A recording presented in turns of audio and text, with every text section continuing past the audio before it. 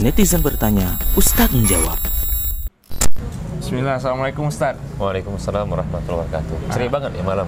Ini dia Ustaz. Sehat Ustaz? Alhamdulillah sehat. Antum sehat ya? Alhamdulillah Ustaz. Insyaallah. Nah, ini ada gini nih Ustaz. Ada pertanyaan lagi nih Ustaz dari para netizen nih Ustaz. Iya. Ini mungkin perkara tauhid Ustaz. Ya. Jadi netizen ini bertanya gini Ustaz. Jika berobat melalui media perantara telur, yang artinya katanya penyakit itu akan dipindahkan ke telur Ustaz. Nah, apakah hal tersebut dalam Islam dibolehkan atau diharamkan? Yang mana yang beliau tahu itu adalah perantara jin, Ustadz. Kemudian, lalu jika memang haram, bagaimana caranya kami yang hidup ini bisa membantu agar dosanya dihapuskan? Jadi, yang sakit ini sudah meninggal, Ustadz. Gitu. Jadi, gimana supaya yang masih hidup ini bisa membantu orang tersebut agar dosa dihapuskan, dan orang yang sudah meninggal tersebut dia tidak tahu kalau dibawa ke tempat tempat seperti itu Ustaz, tempat berobat seperti itu Ustaz. Baik Ustaz, tafadhol. Barakallahu fiik. Barakallah. Bismillah, alhamdulillah, wassalatu wassalamu ala rasulillah wa ala alihi wa ashabihi wa man walah, wa la hawla wa la quwwata illa billah, amma ba'd. Baik. Berobat lewat media telur, ya tentunya secara logika pengobatan model seperti ini itu tidaklah dimampui oleh manusia biasa untuk melakukannya, yaitu memindahkan penyakit yang diderita oleh seorang pasien, ya kemudian dipindahkan oleh seorang ahlinya dengan kemampuan secara manusiawi ke telur, ya tanpa merusak telur lagi kan begitu ya.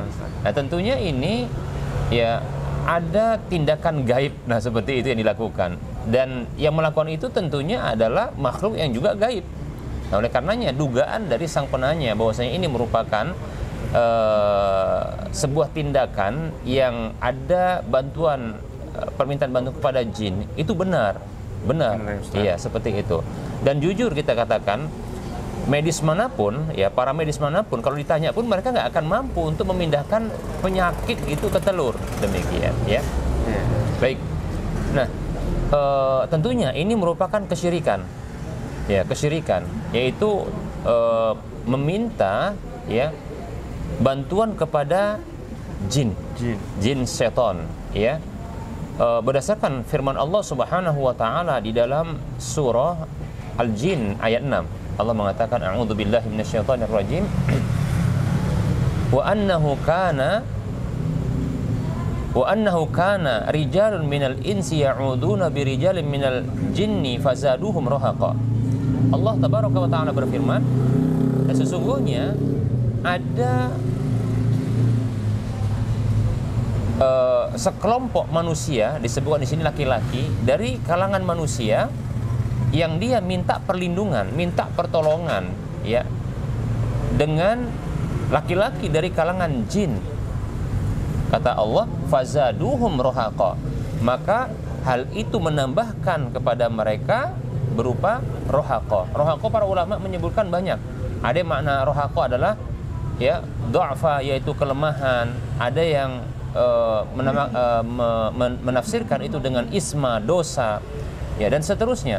Nah, bila digabungkan tafsir-tafsir ini maka benar, karena memang itu akan menambahkan kelemahan bagi manusia tersebut, kemudian menambahkan dosa karena itu kesyirikan, meminta pertolongan ya kepada selain Allah di dalam hal-hal yang itu ya menjadi kemampuan hanya Allah yang mampu untuk melakukannya. Maka ini menjadikan selain Allah sebagai tandingan bagi Allah. Itulah dia kesyirikan. Ya. Nah, dalam pertanyaan tadi, ya, bagaimana dengan pasien yang sudah meninggal dunia? Jika sang pasien tersebut tidak mengetahui, ya, model perobatan seperti itu karena dia sakit kemudian dibawa, maka tidak dosa bagi pasien yang sudah wafat tersebut. Tidak ada dosa karena dia melakukan sebuah kesalahan tanpa disadarinya. Betul itu sebuah kesalahan, tapi bukan atas dasar keinginannya. ya atas ketidaktahuannya, maka ya tidak ada dosa baginya.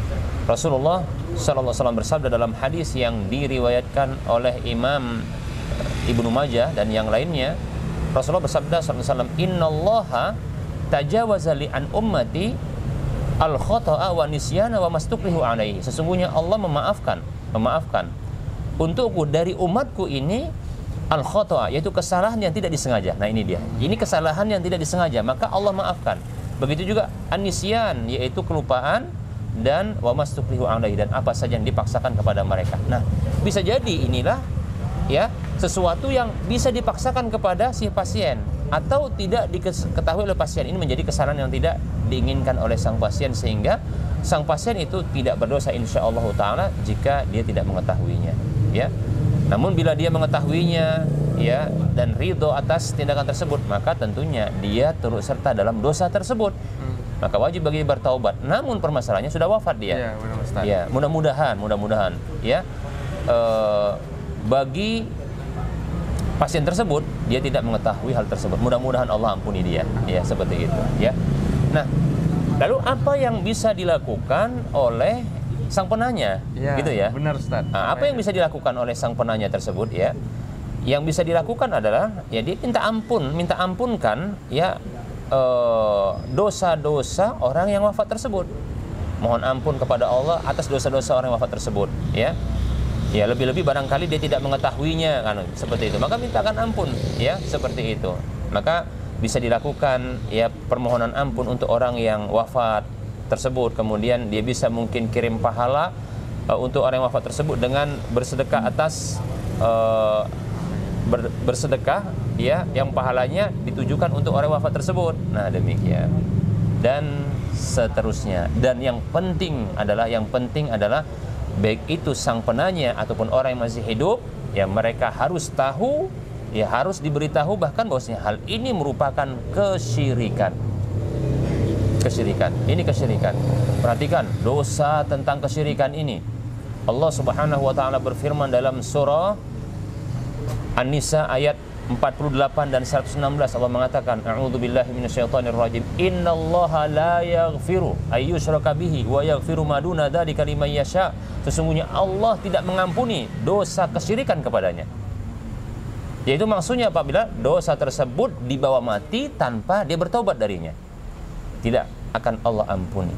Namun Allah mengampuni dosa yang dibawa dari kesyirikan bagi siapa saja yang dikehendakinya. Demikian. Nah, itu bahayanya dan banyak sekali bahayanya.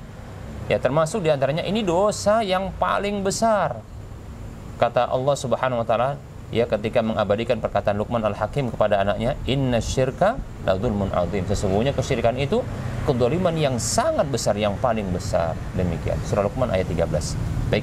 Ya, barangkali ini yang bisa kita sampaikan. Ya, semoga Allah Subhanahu wa taala menjauhkan kita dari segala keburukan dalam kehidupan dunia kita dan akhirat kita. Termasuk adalah kesyirikan ini, kekufuran dan yang lainnya dari keburukan-keburukan yang ada. Wallahu ta'ala a'lam. Baik Ustaz, ternyata cukup kompleks ya Ustaz ininya ya Ustaz. Mungkin jawabannya kita harus benar-benar bertaubat ya Ustaz. Bertobat, iya. Bertobat seperti itu. Baik Ustaz. Yang membawakan itu juga, yang membawakan pasien tadi itu bertobat dia, karena dia sesungguhnya yang membawa atas inisiatif dia, begitu.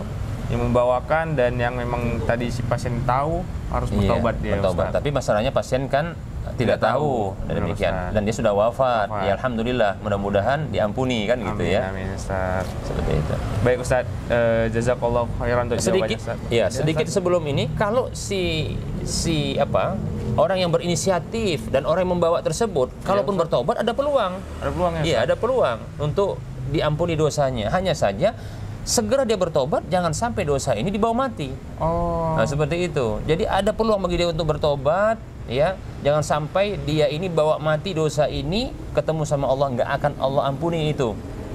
Nah, tapi kalau dia bertobat, insya Allah Taala berlaku sabda Nabi SAW kepadanya, innallaha yaqbalu taubatal abdi malam yugharghiru.